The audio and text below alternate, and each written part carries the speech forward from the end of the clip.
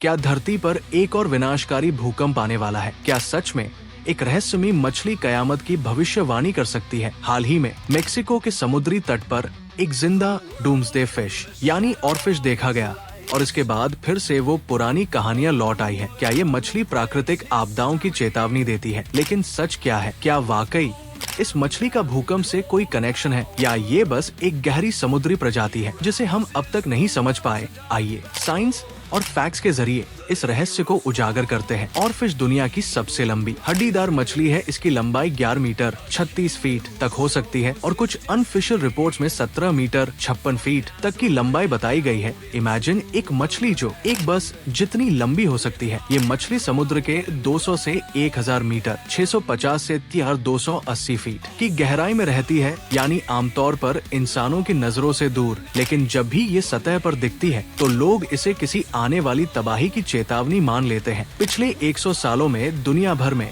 केवल 100 से भी कम बार इसे जिंदा देखा गया है, यानी इसका जिंदा मिलना ही एक बहुत बड़ा और दुर्लभ इवेंट है। 2011 जापान भूकंप 9.1 मैग्नीट्यूड से पहले कई बार ऑरफिश देखे गए थे और उसके बाद से ही ये अफवाह फैल गई कि ये मछली भूकंप की भविष्यवाणी कर सकती है। लेकिन क्या ये सच में भूकंप की चेतावनी देती है या फिर ये बस एक संयोग कोइंसिडेंस है? 2 मिनट के बाद साइंटिफिक एक्सप्लेनेशन। सबसे पहले ये समझना जरूरी है कि ऑरफिश का असली वैज्ञानिक नाम रिगेलकस ग्लेसनी है और ये गहरे समुद्र की प्रजाति है। जब भी ये सतह पर देखी जाती है तो इसके पीछे कुछ प्राकृतिक कारण होते हैं।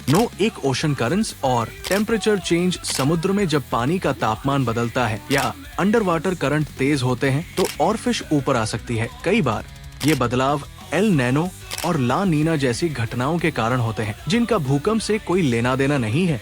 2 बीमारी और स्ट्रेस स्ट्रेस। ऑरफिश की बॉडी बहुत नाजुक होती है और ये काफी कमजोर तैराक होती है।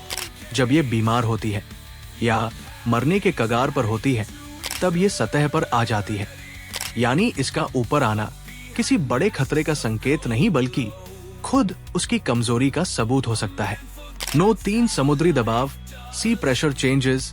गहरे समुद्र में जब पानी का दबाव प्रेशर बदलता है तो कई जीव इसकी वजह से असामान्य व्यवहार करने लगते हैं। वैज्ञानिकों के अनुसार जब पानी के अंदर प्रेशर ड्रॉप होता है तो ये मछलियां डिसोरिएंट हो सकती है और सतह की ओर आ सकती है। भूकंप से इसका कोई वैज्ञानिक संबंध है? अब बात करते हैं सबसे बड़े सवाल की, क्या सच में ऑरफिश और भूकंप के बीच कोई कनेक्शन है? जापान अर्थक्वेक 2011 के बाद वैज्ञानिकों ने एक स्टडी की जिसमें उन्होंने ऑरफिश साइटिंग्स और भूकंप डेटा का विश्लेषण किया। नतीजा कोई ठोस सबूत नहीं मिला कि ऑरफिश भूकंप की भविष्यवाणी कर सकती है। 2019 में जापान में 10 से ज्यादा ऑरफिश देखे गए थे, लेकिन इसके बाद कोई बड़ा भूकंप नहीं आया। 2013 में कैलिफोर्निया में 5.5 मीटर 18 फीट लंबी ऑरफिश मिली, लेकिन फिर भी उस क्षेत्र में कोई भूकंप नहीं आया। मतलब ये सिर्फ एक कोइंसिडेंस हो सकता है, न कि कोई वैज्ञानिक भविष्यवाणी। क्या हमें डरने की जरूरत है? तो अगर आप भी सोशल मीडिया पर ये अफवाहें देख रहे हैं कि ऑरफिश का दिखना किसी बड़े भूकंप का संकेत है तो घबराने की जरूरत नहीं है। ये एक दुर्लभ मछली है जिसकी सतह पर उपस्थिति का सीधा संबंध प्राकृतिक आपदाओं से नहीं है। सभी वैज्ञानिक स्टडीज ने यही बताया है कि ये बस एक गहरी समुद्री मछली है जो कभी कभी बदलते पर्यावरणीय कारकों के कारण सतह पर आ जाती है। Conclusion video ending. तो अब आप जान गए कि